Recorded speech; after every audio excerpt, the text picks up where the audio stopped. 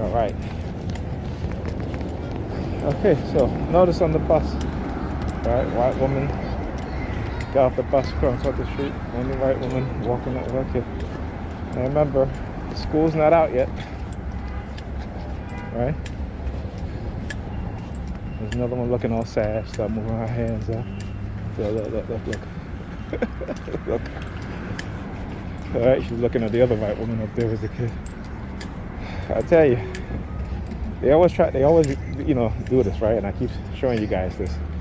Because remember too, right? And it's something that I've been mentioning for a long time, but I also see that a lot of black women on YouTube who does these videos that talk about the issues in our community and how black women, particularly after they've had a relationship with black men, have kids, and the relationship doesn't work out, what have you, how they turn to an alternate sexual lifestyle. All right, and a lot of those women are engaging in alternate sexual lifestyle with white women. And again, we think that this is by, we don't even pay attention to it, but it's not by coincidence, it's by design. Okay?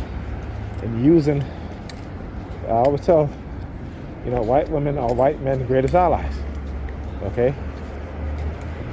So, back in days of slavery, physical slavery, right? White women were some of the most harshest. Hey, NYPD, see, there you go. NYPD rolling up, yeah, 67 precinct. So let's talk about it. White women were some of the harshest mistress, I should say, even worse than the white male, her husband, right? The white male masters, right? And she would do things in order to, she would either kill, let's say if the master had raped a slave woman, she got pregnant, the mistress would kill the babies, right? To where the slave mothers would have to lie and say, no ma'am, this is not master's child, it's the overseer, or it's somebody from some white man, my PD again, some white man from another plantation, right? This is what they did. This is all recorded. Okay, you should read the book, right? What's the book is called? Is it her? I forgot the name, but it's a book about white women who owned slaves, and they were using male slaves for sex and stuff like that, who also owned slaves along with the white masters, and how they would literally murder the offspring of the slave woman if they thought that the child looked like their husband, right? So, you got to understand it. I guess school is out. I guess I came a little early. At least not early, but I came a little later than I thought. I didn't even look at my watch. But anyway, just to show you, that's the first person that I would see in terms of how they used to target the white women. Anyhow, so, but yeah. Right? So again, we have to understand that, man. That's why you see when you talk about white women weaponizing their tears against white men, but they also start weaponizing their tears against black women also. Against black men, right? And that has always been the case. Emmett Till, one of most famous, well-known fact of white women weaponizing their tears against our young children, black children, right? In which white men literally assaulted, brutalized, murdered Emmett Till, right, off of the lies of a white woman. And this happens all over the place. Okay, white women used to, if a black man would look at them, particularly if they have that racist mindset, that they would set their white counterparts, their male counterparts, on that black man. He would be lynched or beaten near death. So, we today, we don't even, there's a reason why they try to erase our history. There's a reason why they try to change our history books, okay? Because again, we lack the common sense and the understanding that history matters. And that when we let these people grabbing her phone and sticking her fingers in her ears, you see the silver earbuds in her ears, the NYPD rolling down with the siren, with the lights on, the siren's on. Now I will have to turn the camera around to show you guys. So they signal her. She had her phone in her hand. Her phone is in a red case. She looks at me, right? Put her phone in her pocket. Looks at me and turned to where, you know, she's wearing, like I said, a silver earbud. You can see it. And look at that one. Look at her moving her hands again, like a, you know. Listen, like I said, I don't care if Pam is a lesbian or what have you. You know, that's her. You know, that's what happens when you have women who are not raised with a father in the house and who think that black men should do whatever they want them to do or whatever they say black men has to obey and whatever. Because again, it's the power dynamics, right? Or when they're chasing after a black man who only want them for sex, right? Then when they'll destroy the relationship to try to get back with that person, okay, who never really claimed them to be their girlfriend. But in the delusional mindset of a lot of black women, they will think that they're that man's girlfriend, even though he didn't say that. He just using you for sex. Yeah, you may go out, yeah, you may take you out to eat, you know, you may travel, what have you, but he's not claiming you. And so when they get into a relationship with a good person, a good guy, and again, this is like I said, that I always tell, I said, you know, don't ask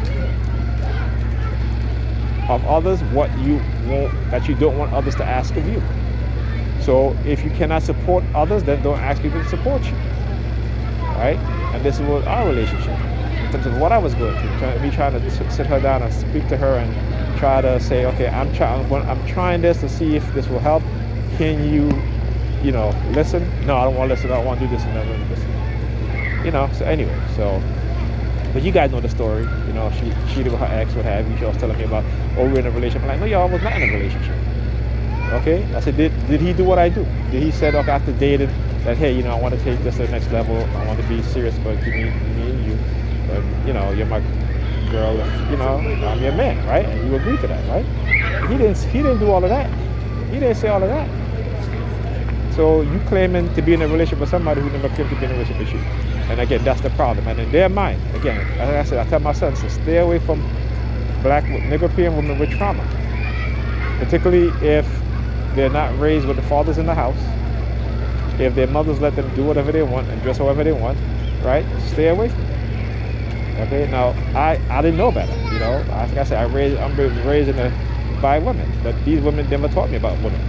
Okay, because they didn't even understand themselves. They were too indoctrinated and too into religion than to look at the realities of the world and know that they're raising black boys. Okay, and to be able to teach these black boys the truth.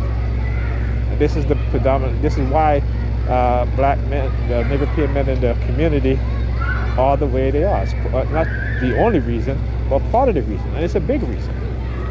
Right? This is why, like I said, when women raise boys to be gentlemen, they're going to meet women who are going to take advantage of them. Right? And if during that relationship, when they do stand up for themselves, these women are going to push back heavily as to why you say, like Pam said, why are you saying no to me? You know, I'm like, hey, you can say no to me. Why I can't say no to you? No, I'm not. Because, you know, again, that's their upbringing. So when they do all that stuff, and like I said, they chase men that don't really want them, you know, because they consider that those men to be their alpha, even though they have an alpha in their relationship, but they try to feminize their alpha, right? But then, you know, they get bored because, again, that's who women are by nature.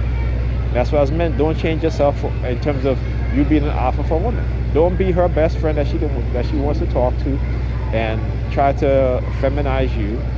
Let her tell her, go to her girlfriend. This is what I did, and she took offense to that. I said, listen, I don't need you to tell me about this and that. Go talk to your girlfriends about that. You know, but she didn't quite understand that. And so, you know, anyway, that happened. She broke up our relationship. Basically, you know, as I say, black women destroy their own homes, and this is absolutely true. I mean, Nigerian women, that is. They destroy their own homes, and that's absolutely true. And so, you know, It gets after dating her ex and, realizing that, hey, he's not, he still sees other people, even though, that's what they do. They will they will go to alternative lifestyle. And because the white supremacists know what goes on in our community, because they're a big part of our psychological conditioning and the way that we are, the way that we behave, even though we don't think about it, we don't understand that they are responsible, right? But we blame each other, okay? So you'll see them moving on and living alternative lifestyle with women, right? This is, I made a post about a black therapist because black men was asking, hey, can you tell me about yourself and why I should choose you as a therapist? And she took offense to that. It's like, okay, so when you go looking for a doctor, don't you want to know more about the doctor before you become this doctor patient? So it's like, as black men, we can't even ask them what is it about them that we should, even when we're dating, what is it? They always say, well, what you bring to the table. They're always asking us what we bring to the table. The minute we ask them what they bring to the table, they get upset. So we can't even question them, but that's how society has conditioned, white society has conditioned their mind. What they do is create this power dynamic within our communities in which black women think that they have power over men, particularly black men. But then they will yield that power to white men, or to Asian men, or to Hispanic men. No, I know your line, man. Right? Yeah, I know your ass is lying. Yeah. I know your ass is lying. See, you come there, yeah, I know your ass is lying. You understand how when they lie and you speak the truth, they'll accuse you of lying. When their whole history is built on lies. Their whole belief system is built on lies. Right? So of course people speaking the truth, they're going to consider them to be lying because they've been taught lies. So the truth to them is lies and the lies is truth. That's what Dr. Amos Wilson said, that they have us thinking in this backwards mindset, this backwards state of being, backwards behavior, because all they've taught us is lies.